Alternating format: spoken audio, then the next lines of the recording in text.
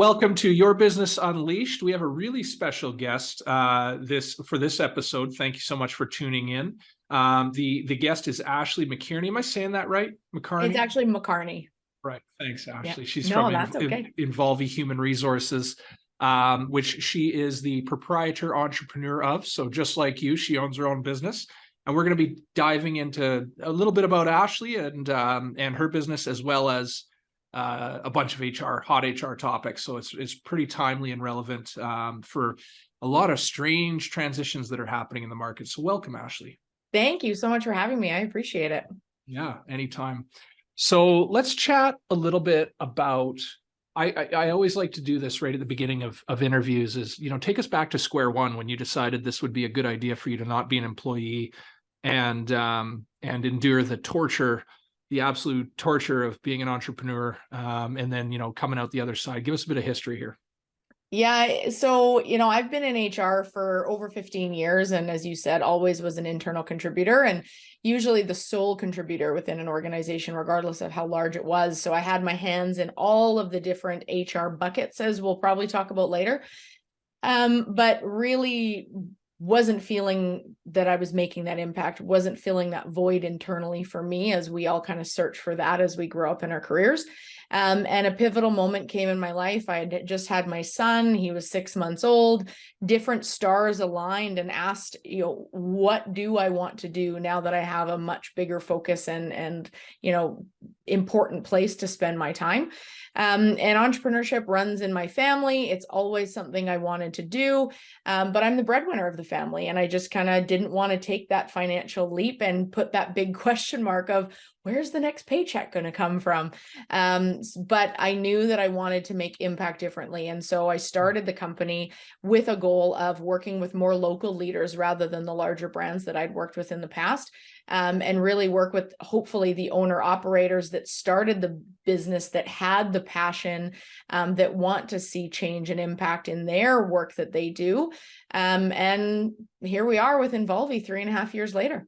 Yeah, fabulous. Cool. Yeah. And so, I mean, how did you get your first, because that must have been kind of scary when you went, I'm going to do this on my own. And you talked about, you're the breadwinner, and you talked about, we're all a bit terrified when we make that leap about where's that first paycheck going to come from. So let's drill into that a little bit. And then I want to talk about the buckets, and I want to talk about a few of the other things that you'd mentioned as well, but let's start there. Oh, sure. Yeah, I'm sure we could talk all day if we had the time. So, I think as any new parent or somebody that's been on EI in the government or federal government of Alberta's coverage of maternity leave or parental leave, we know that financial support is lovely for the term that we get, but it's not a lot and it doesn't pay the bills. And so I'd used that as a little bit of a comfort safety net that at least something is coming in. Because I was still on mat leave when that pinnacle kind of time occurred, I just kind of said, let's try it. And so I started subcontracting or contracting for a few mentors of mine that had their own business, got my foot wet, got, a little bit into that consultant mind of billable hours versus non-billable. And what does that look like? And then I put it out there into the world and said, hey, network, I am embarking on this. I'm looking for referrals. I'm looking for anybody that might need help. And I was lucky to have two, very large organizations, one being a not-for-profit, one being for-profit in a much different industry, kind of sign up and say, yeah, let's do this. We need your help. And the interesting thing is I started this quietly in September 2019 and started putting the feelers out. But my mat leave wasn't over till February 2020. And we all know what happened the month after that. So wow. I hit go on our website, on our services and products, on all the networking groups I was a part of. February 2020 was the launch of Involvi, only to go the next month, what am I doing? Yeah. And so that was a learning curve in itself, along with being a new entrepreneur and a new mom. I mean, it just kind of piled everything on, but that's inspiring. I wouldn't have changed it. Yeah, I can't even imagine having all of that on your plate at once. Not to mention that when COVID hit, I mean, the need for competent HR people and good HR advice was just sort of magnified, right? So, yeah, that's a wild time. And was your baby then one when you jumped in, right after Yep, mat leave? Holy smokes. Well, totally good for right. you. I mean, look at Thank you now. you. That's great. Thank you. Um, Thank you. yeah, neat. You talked about buckets of HR.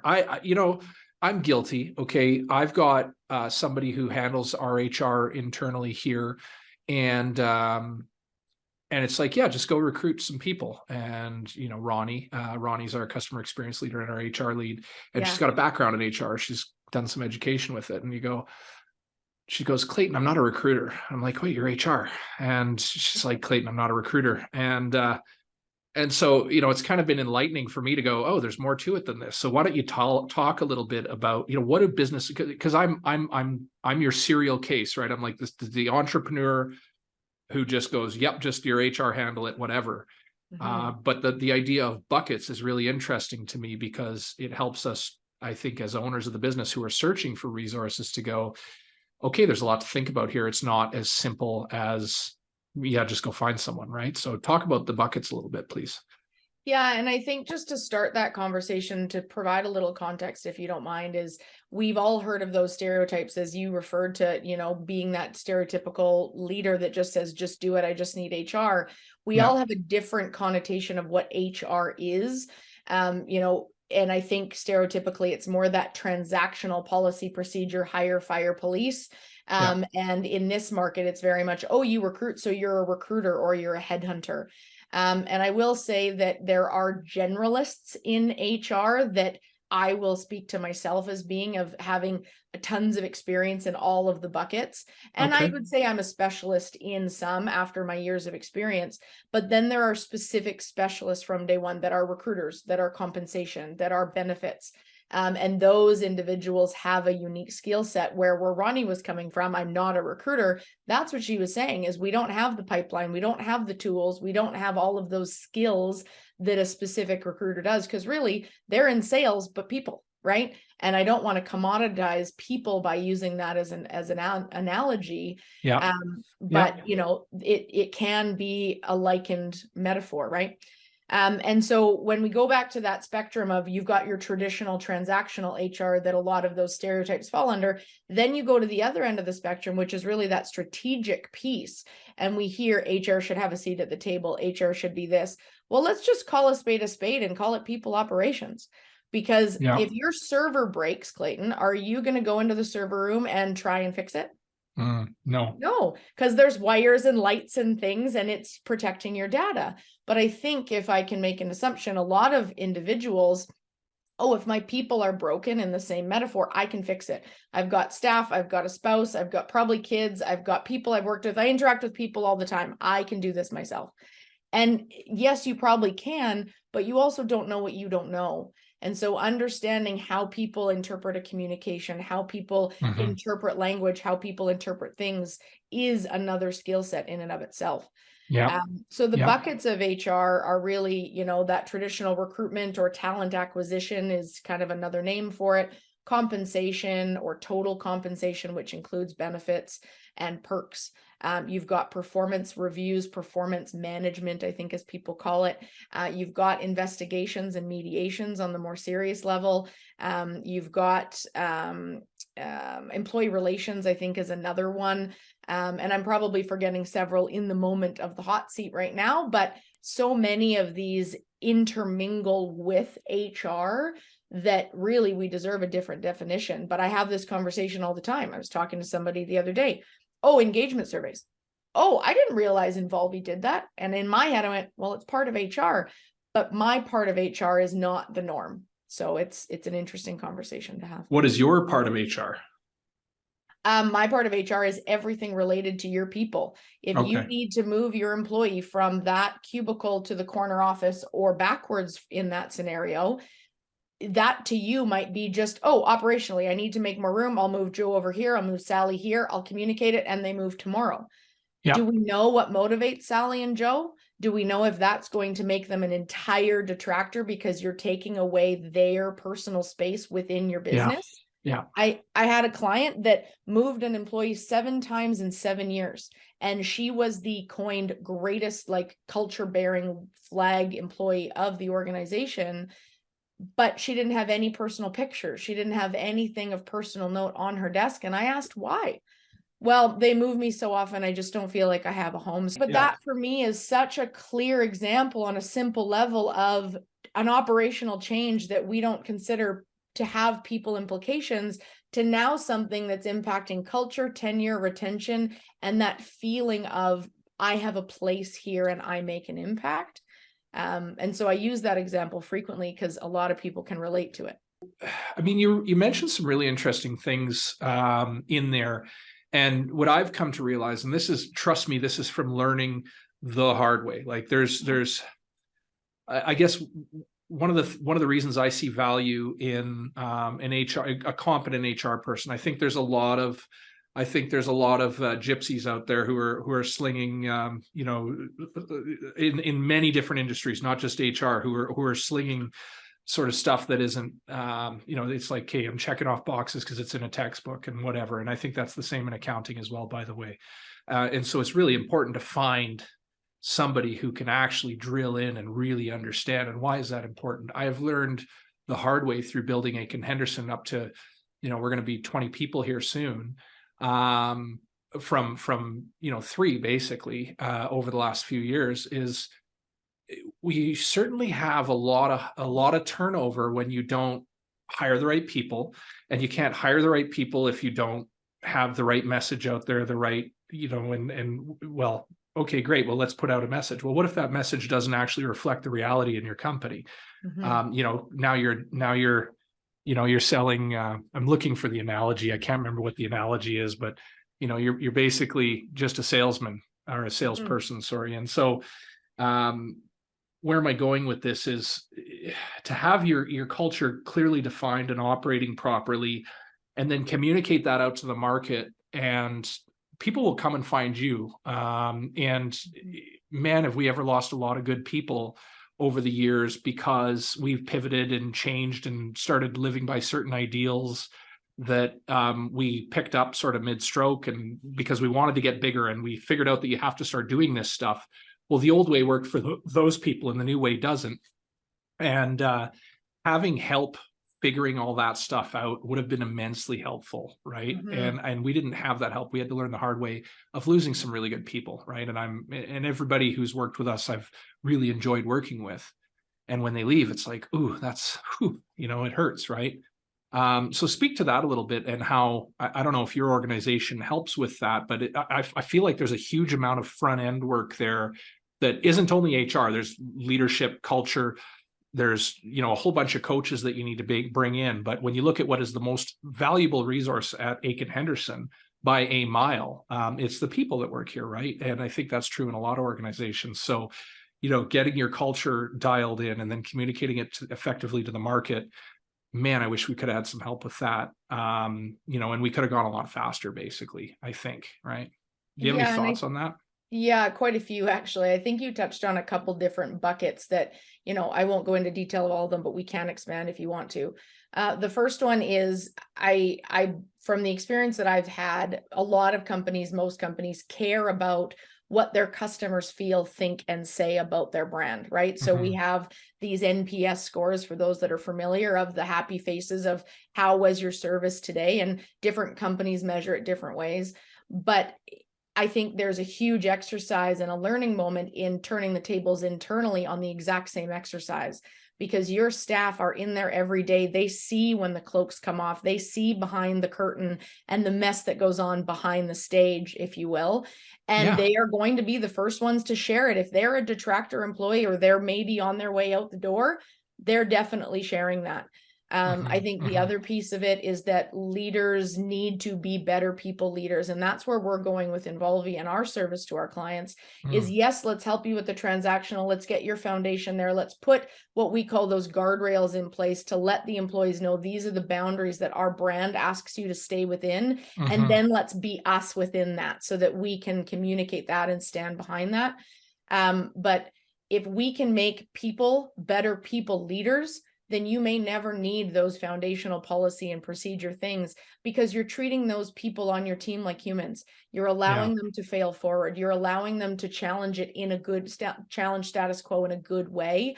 And you're making more of a collaborative environment where those people will feel like, oh, I actually have a say here. What I do and say matters. I can see a connection of the work I do to the business and its goals, right? So that's the other piece. And then the last piece is that communication piece. During the pandemic and still to today, I think HR need to be expert communicators, because if you, Clayton, in this example, want to send a communication out to your staff that they have to work Remembrance Day, which is a stat in Alberta for those that are watching, you know, you could just say you're working Remembrance Day and this is why. How are people going to receive that? And if you have a person in your organization that has that people mindset to say, ooh, well, let's put a little bit of, context here, and let's, add some color here, and let's make it a little softer, then it will be exactly the message you want it to be, and it will be received hopefully equally across the board. So sometimes it's those leaders just taking that pause in their busy day-to-day hamster wheel and saying, how is this going to be received? Does this translate at the leadership team the same way it does as the frontline team, right?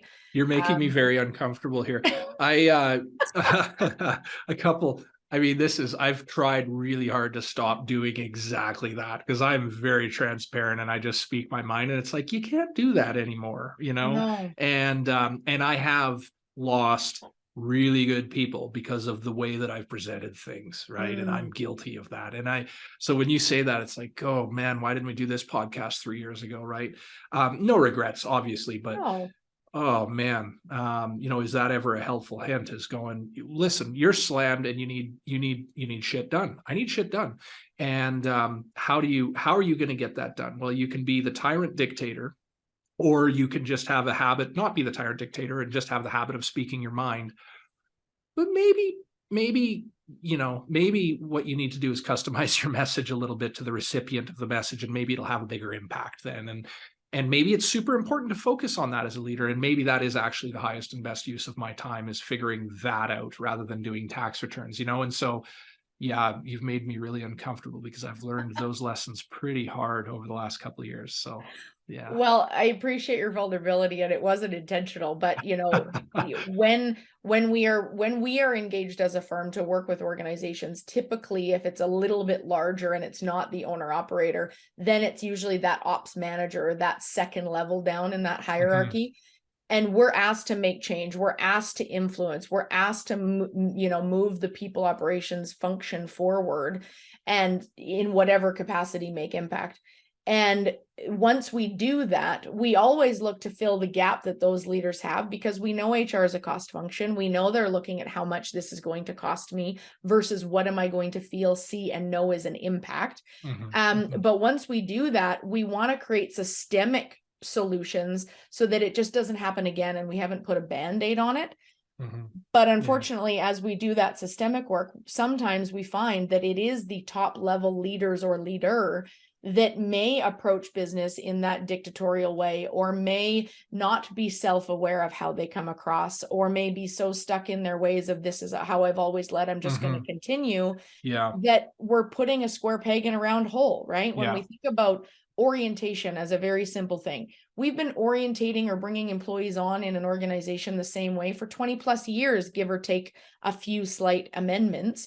And now we've gone through a pandemic. We now have a hybrid or, variable workforce in terms of work from home and in the office, but we're onboarding people in the exact same way.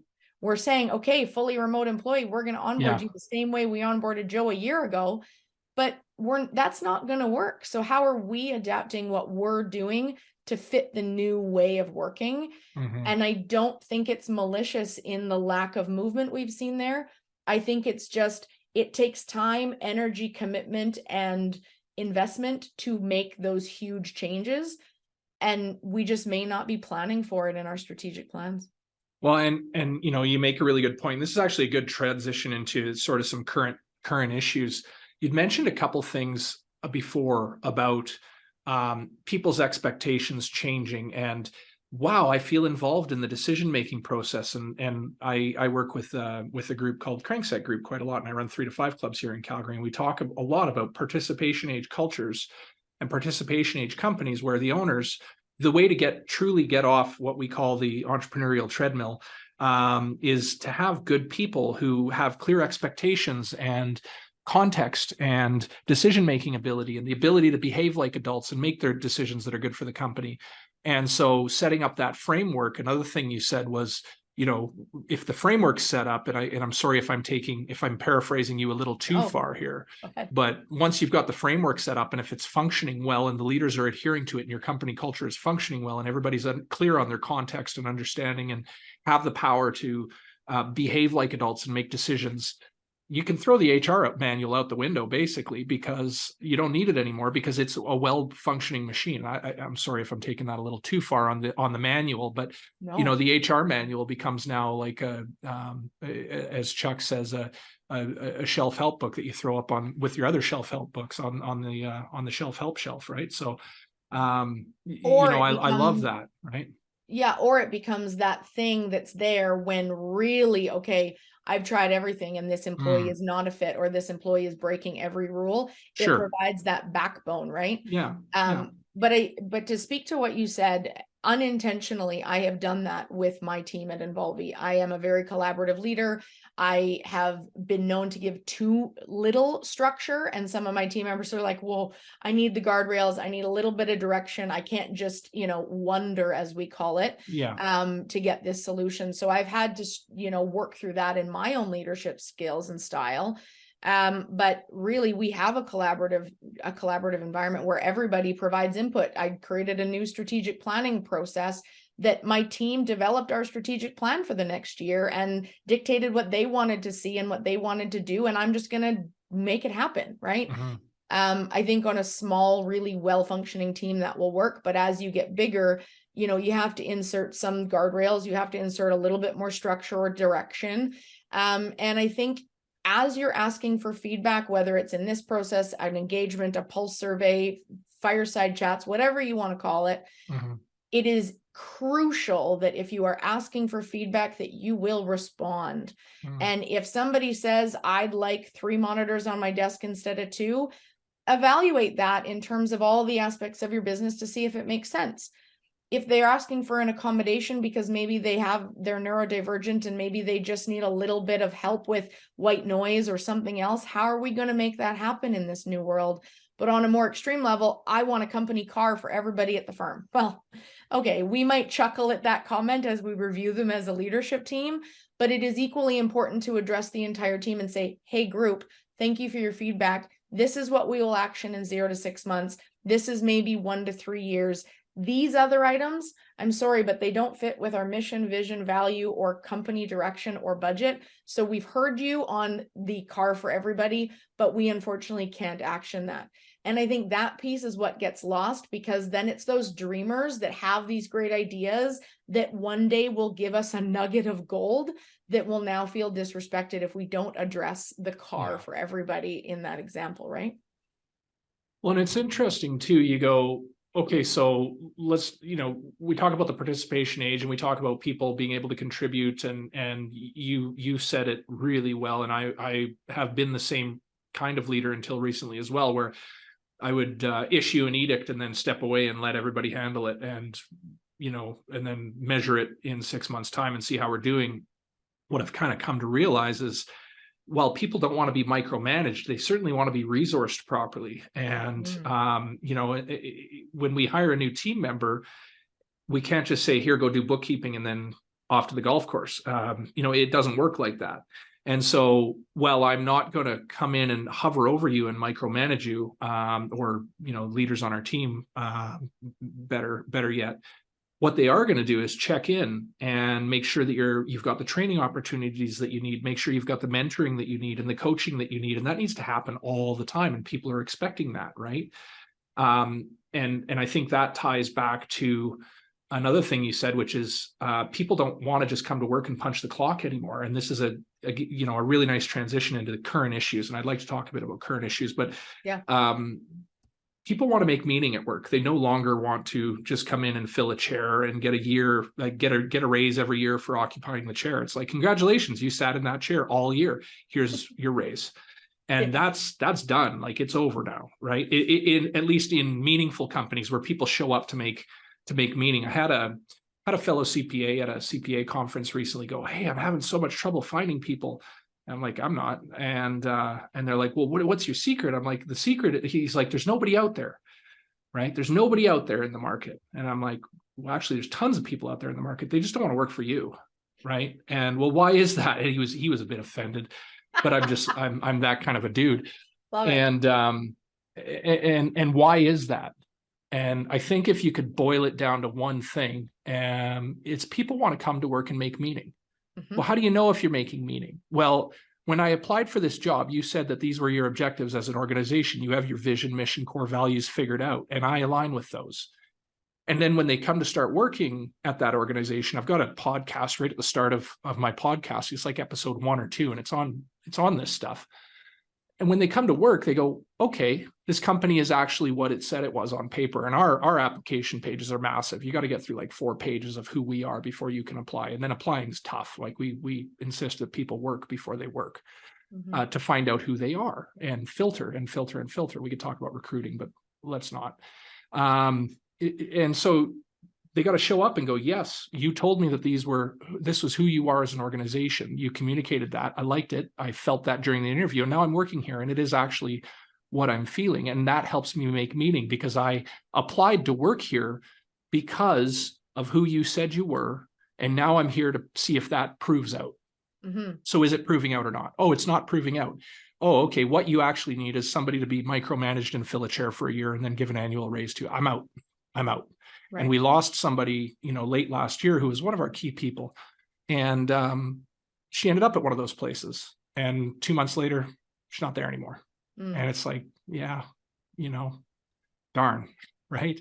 But we lost her, and that's on me, right? So, how do we help our people make meaning at work? Because I think that's what's important to people these days, more than money, although money talks. So money talks, but there's a stat out there that roughly 80% of employees leave their job because of their manager. And so going back to my earlier point, if we can make better people managers, then hopefully less people will leave the job. Hopefully more people will be communicated to that they are making impact and how they are making impact.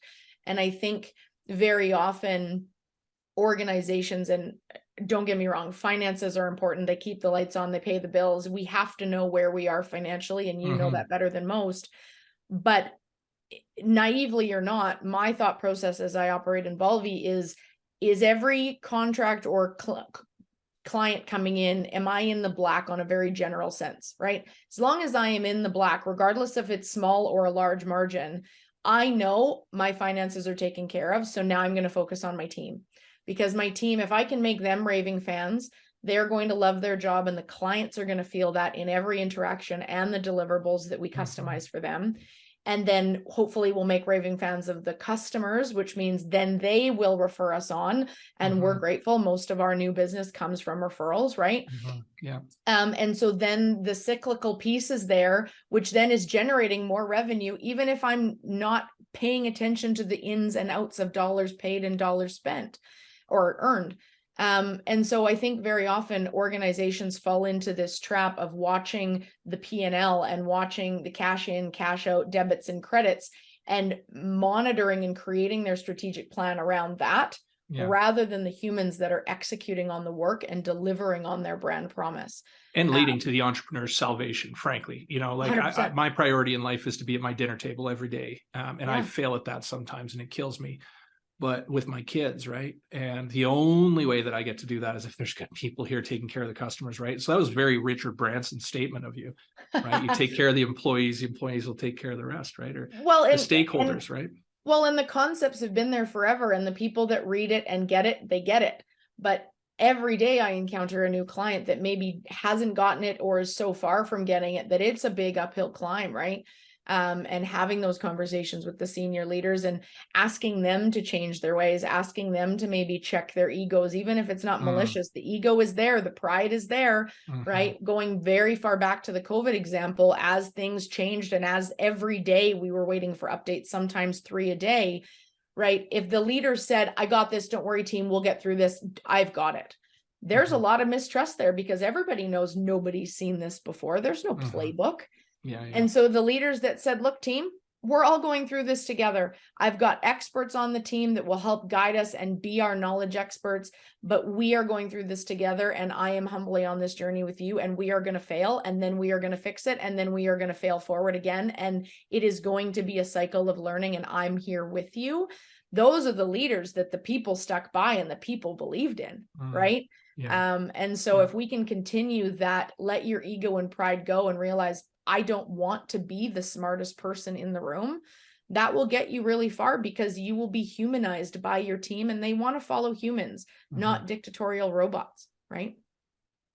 So we got about 9 minutes left. So let's spend a few minutes talking about how COVID, I'd like to hear your take on how COVID rewired us, or rewired I guess maybe not us as entrepreneurs, that's a different podcast entirely, but the labor pool that we're trying to attract. How did it rewire them and their expectations, and how can we as employers do better at attracting them? So let's talk about expectations and how to attract better people. And then I want to talk about how I can work with you, and you can give me a little plug on your company, what you can do for us. Sure. So I think not only COVID has rewired us, but we all know the force that ChatGPT has come on with, and this AI concept and how that's bleeding into. So I think it's COVID and the influx of technology, because COVID, I think, forced a lot of people to hibernate. A lot of people came out of the woodworks as the next consultant or the next entrepreneur, and some are succeeding and some are not, which is natural, selection, I think. But it's caused a lot of people to dig into a specific topic and become an expert or generate innovation. And so as many as people suffered during the pandemic, I think a lot of those humans and others have come out with new ideas and innovations that are just changing the way we do business. And so I think we have to adapt and welcome innovation and crazy ideas, because that's where innovation comes from. It also comes from merging two concepts, but that's another podcast. And then I think, if we can stand behind our name, to what you said earlier, and we can really say, we are who we are, this is what we stand by, and inside you feel that culture, right? That is what I think is important. Those organizations and leaders that said, we're forced to go virtual for the pandemic, but now that we're back, we have to be in the office Monday to Friday, 8 to 5. If you're not here, you're not working. Well, those are scare tactics. We know that some humans work better independently at home. We know that some humans will work better in an office, collaborative, to talk to people and need that energy. So are we learning how people tick? Are we learning what actually makes them difference and celebrating that? Or if we do learn that, are we siloing our team out, right? And so if you can be a more transparent leader than you were yesterday and give the why behind you need to come back to the office, the why behind maybe at-home work doesn't work, I think that is a really good step. I think it's also encouraged all of us to have more difficult conversations. The absence of having difficult conversations, whether you like to or not, could put you in a world of hurt as a business regarding HR. And then I think as we attract people, it's being open to what they need. It's being open to the working moms or the working parents. It's being open to flexibility, right? Getting home for dinner, but who are you going to log in at 8 o'clock at night and finish that one thing? Probably, right? And so it's having trust in the employees and equally holding them accountable. So it is a two-way street, and everybody feels like they're getting what they need out of the traditional work world that we're in. Interesting. Flexibility is a big takeaway there for me. And we've focused a lot on that.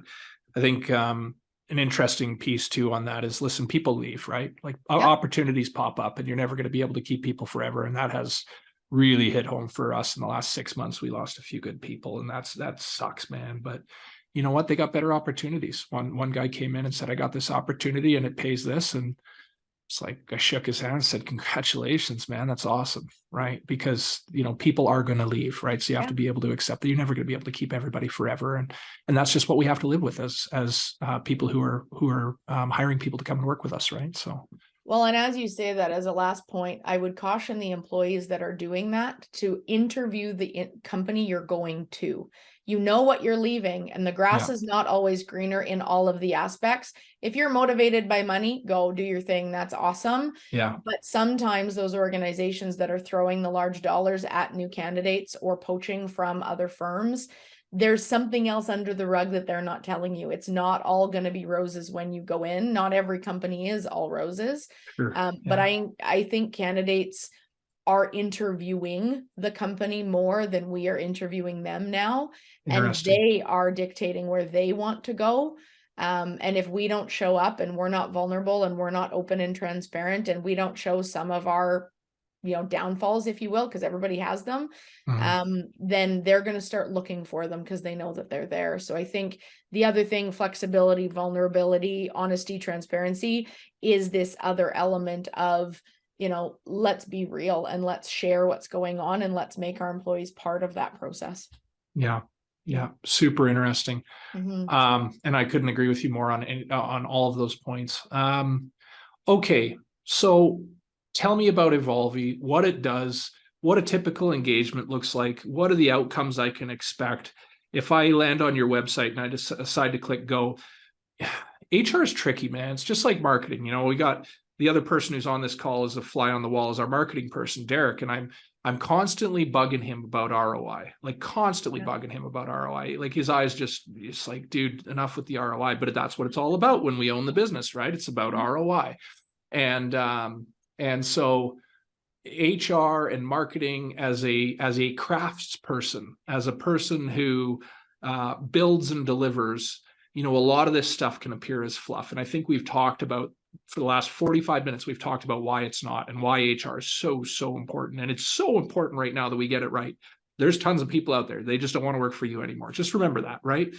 So I guess, what's a typical engagement with Involvi look like? What can I expect as outcomes, and how do you create value for the money that I'm paying you? Thanks. Yeah. So at the very general sense, we first of all hear the gaps that leaders are experiencing in their organization as to why they called us first. Because like we talked about earlier, if your gap is that everybody is coming in late and everybody's leaving early and you can't figure it out, yes, the traditional way is you need an attendance policy, you need to write those people up, and then you need to fix it or fire them, right? Very archaic, very policy driven. We're not treating them like humans.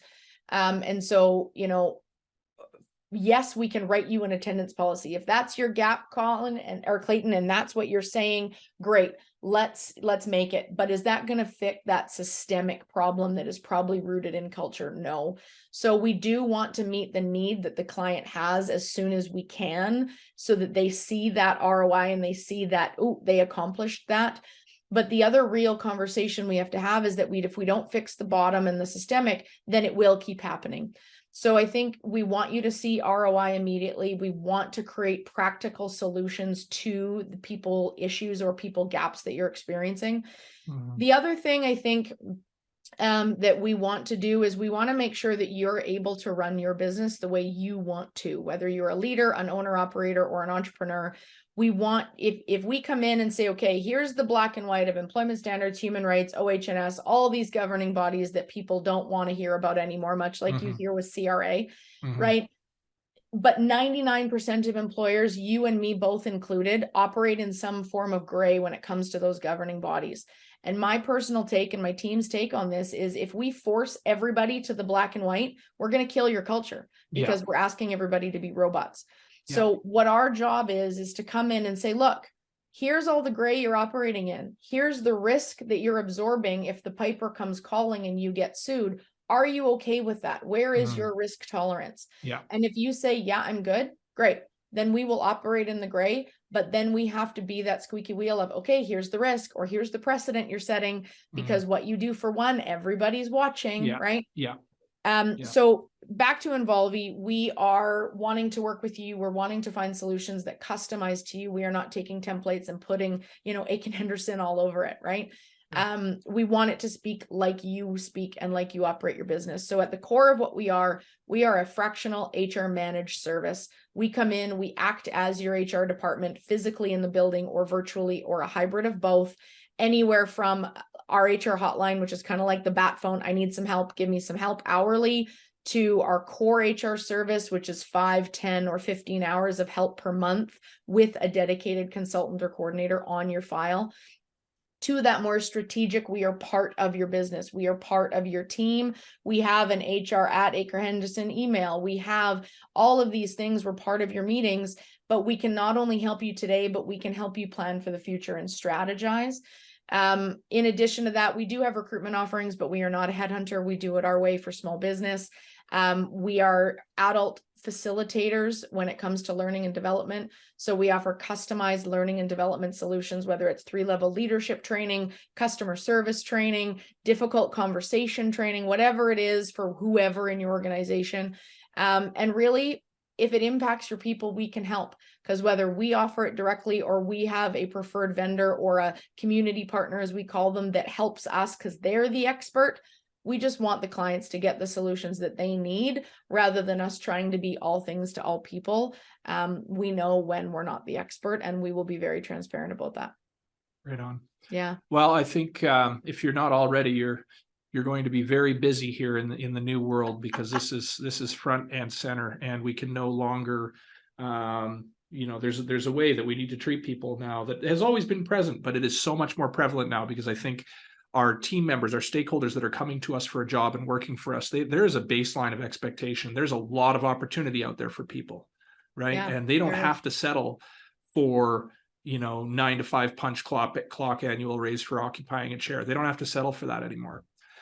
Interestingly, I guess on the flip side is, I see a lot of that talk on LinkedIn about here's all the things that employers should be doing for employees because this is what employees expect. And then all that stuff is very, very helpful.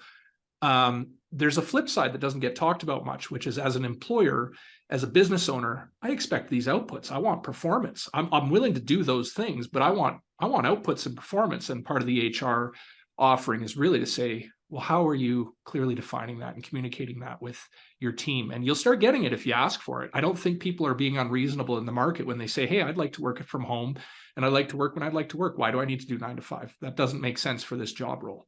I sense a lack of trust. Where if you go, well, here's what we need you to do. Here's the context and understanding of what your job is, or here's the goals that we're trying to achieve, and here's the core values that we operate within.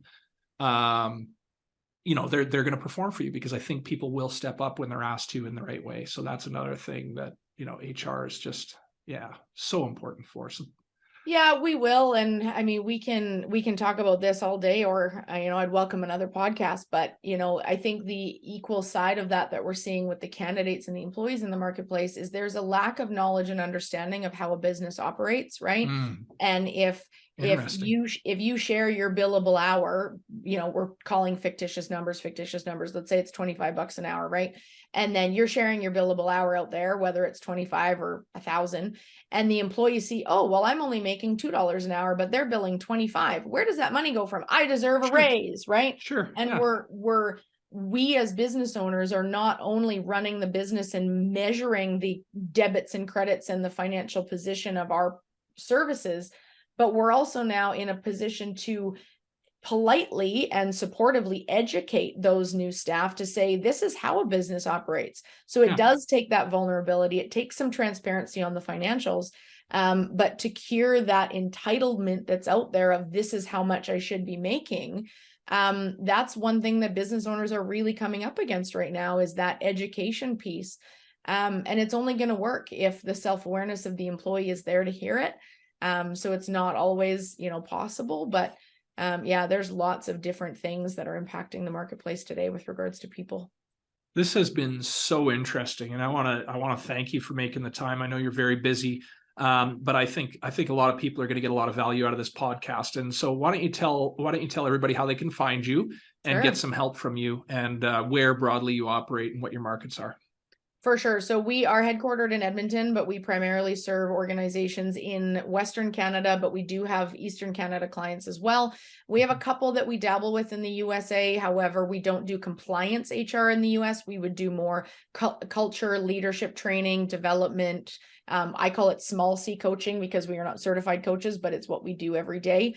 And so everybody can find us on our website, involvi.ca, involvi.ca. And we've got obviously a free conversation. Call us, email us. If we can add value in one conversation, great. There's obviously no charge for that, but hopefully we can make a more systemic impact by engaging with you. We also have a free HR health check on our website. So for those organizations that say, I don't know what's going on in my HR, I don't know what I'm up against, take the free quiz. We'll call you, we'll disseminate it with you, we'll give you your risks, we'll give you your successes. And then there's no obligation. If we've helped, great. If we can find a solution, again, we're willing to, but those are a couple ways that you can engage with us for free and just ask the questions you've always wanted to ask. There's no stupid questions. All right. Yeah. Well, thank you so much. All right. This has been Ashley you. McKarney of Involvi HR, and I really appreciate you making the time.